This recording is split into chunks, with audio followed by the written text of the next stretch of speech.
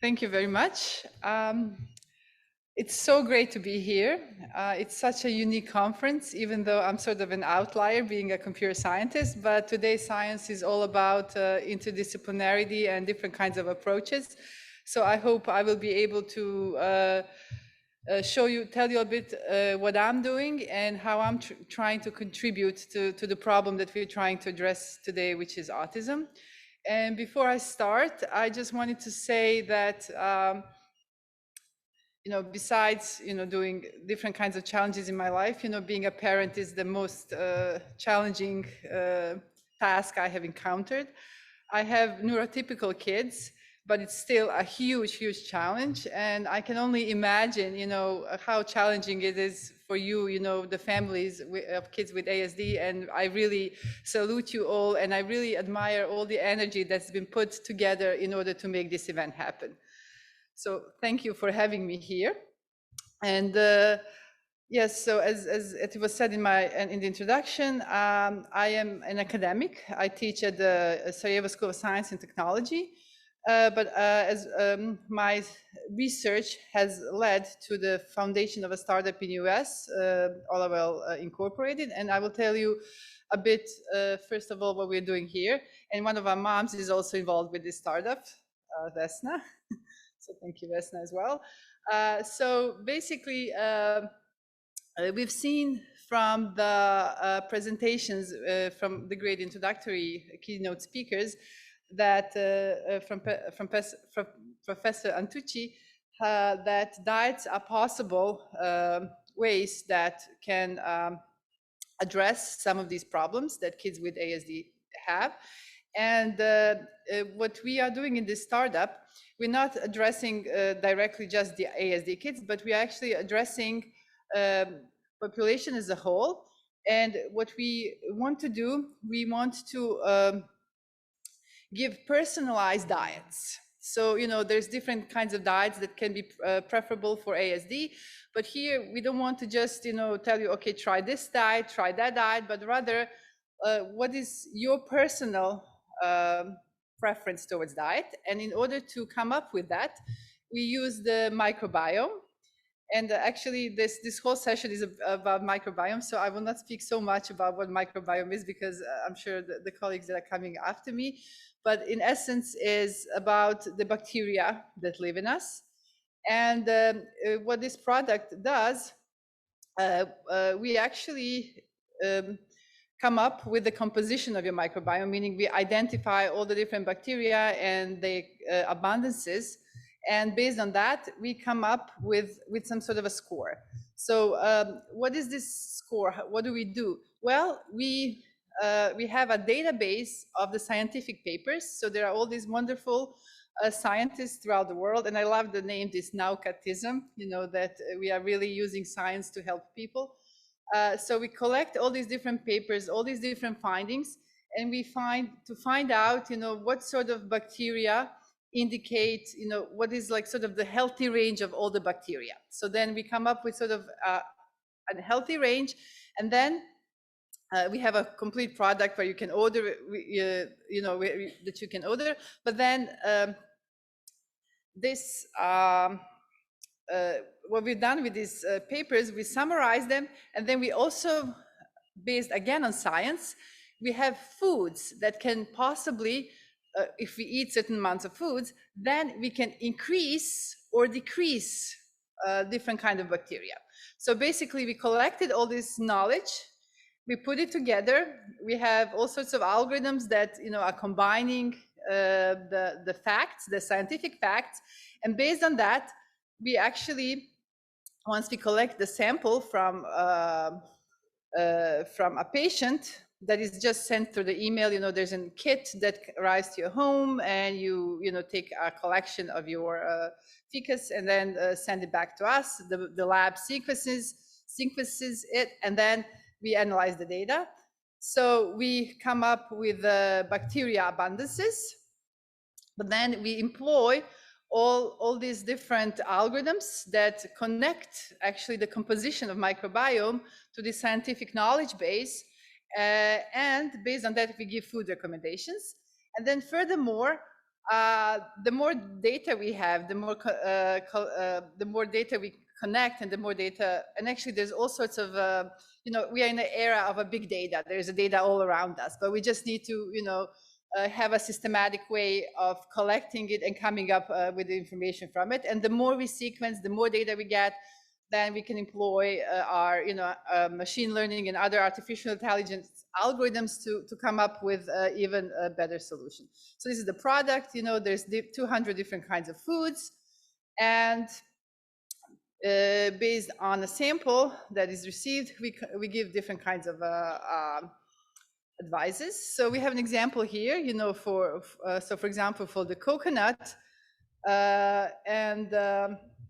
actually, coconut can help increase abundance of lactobacillus. So basically, if we identify that somebody is lacking this kind of bacteria, we can advise them to eat more coconut, so their microbiome would get in a greater balance. And as we heard from the previous speeches, having this balance is something that's very favorable for all of us, not just for kids with ASD. But then again, as we are a microbiome company, we are also exploring. So there's the autism, but there's all sorts of other things. There's the pets that have the microbiome knowledge can be applied to them. Then there's also with IVF applications, you can actually create a better, more favorable microbiome for women that are getting an IVF to increase the chances of the IVF. And then there's all sorts of other, IBD, Alzheimer's disease, diabetes, multiple sclerosis, and of course, ASD that we are talking about today. So my colleague that's going to present after me is going to also speak about this study more in a greater detail about that we have done in Bosnia and Herzegovina. And to best of my knowledge, this is the first collection of microbiome data, especially of kids with ASD in the region. So we're very proud of that. We have shared the data. It's publicly accessible, so we can, learn from this, build from this, and hopefully, maybe even come up with a regional project that will do this. So actually, first, when we were warming up for this study, we took some data set that we found online. It was from kids from Ecuador, and we tried to actually computationally distinguish the microbiome of neurotypical children from the children with ASD.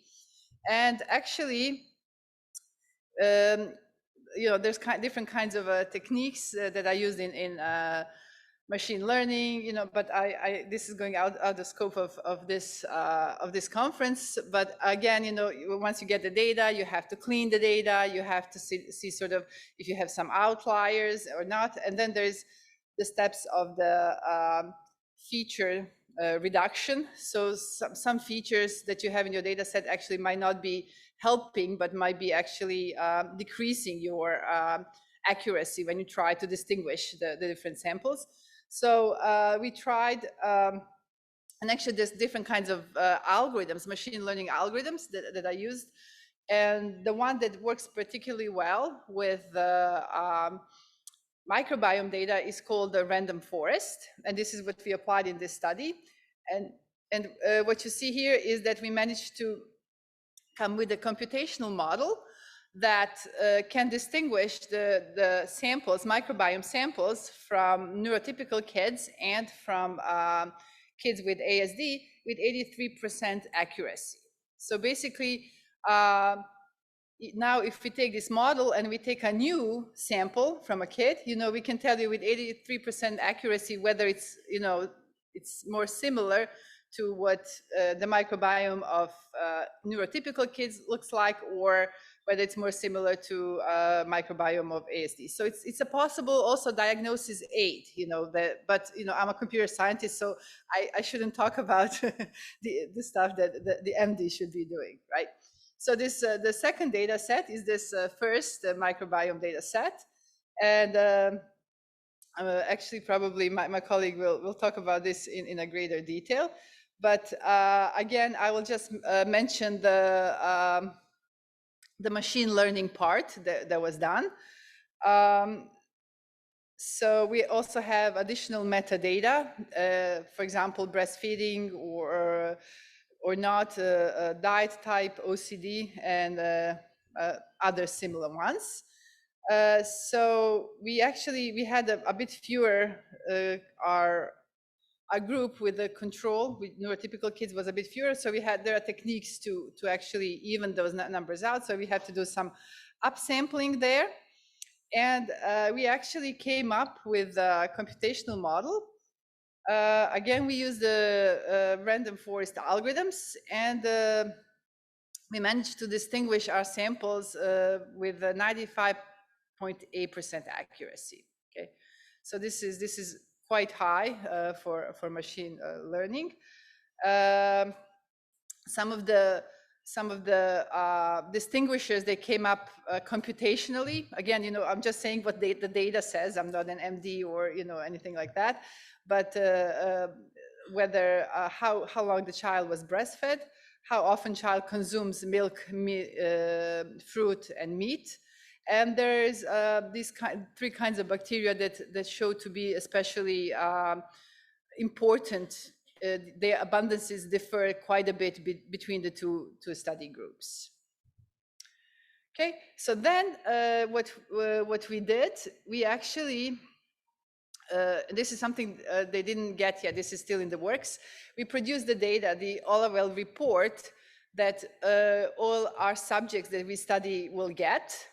And just to give you a bit, of course, our study had to go through the ethical committee, and we had to do everything anonymously. So this is just a single anonymous sample of a boy that has been diagnosed with autism, which is 5 years old. And then we go ahead and we determine these abundances. We run the abundances through our computational model that checks all the different scientific facts that we collected. And then what this particular person will get, they will get the following food recommendations. So they will get the group of the foods that actually would negatively influence the microbiome based on the personalized study of the bacteria they have. And then we will give them also this list is a bit longer. I just cropped it so it could be readable. And then they will get also, as you can see, alphabetized list of foods that are actually favorable for the individual microbiome. So we're hoping to help these kids that this is our payback for giving us for them to giving us the sample, and we hope to help with a problem. So I want to give credits to my PhD student who works with me on these kinds of problems. And the topic of her thesis is machine learning algorithms for the analysis of microbiome data. So basically what we are doing as a part of her thesis, we're trying to find more accurate algorithms to actually incorporate some of the things that are not incorporated in the standard machine learning algorithms, and to come up with even a more precise analysis of this data. Something I also wanted to mention, I love this conference also because one of the requirements, so the European Union, has this big funding, the Horizon project, which is the largest research finding in the world, and all the countries of the region participate. And actually what they ask us to do, they ask us to do responsible research and innovation. And one of the building blocks is exactly what we're doing here. They're asking us actually to communicate science with society. So to educate, the whole society in order for everyone, first of all, to understand the facts, but also to be able to apply it to their daily lives. And this is exactly what we are doing.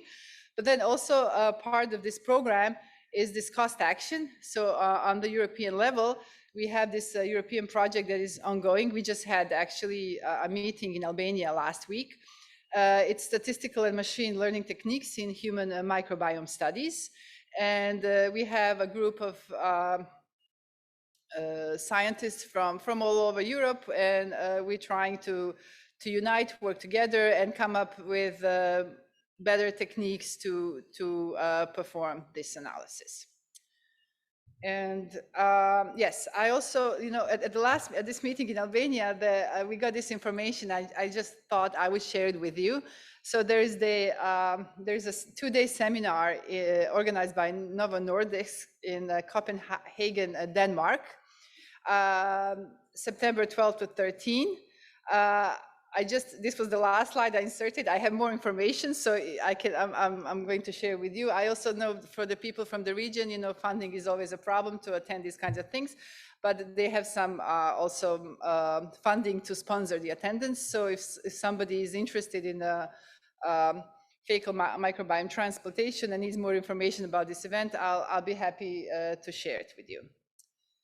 And that's all I want to say today. Thank you for having me, and let us enjoy the rest.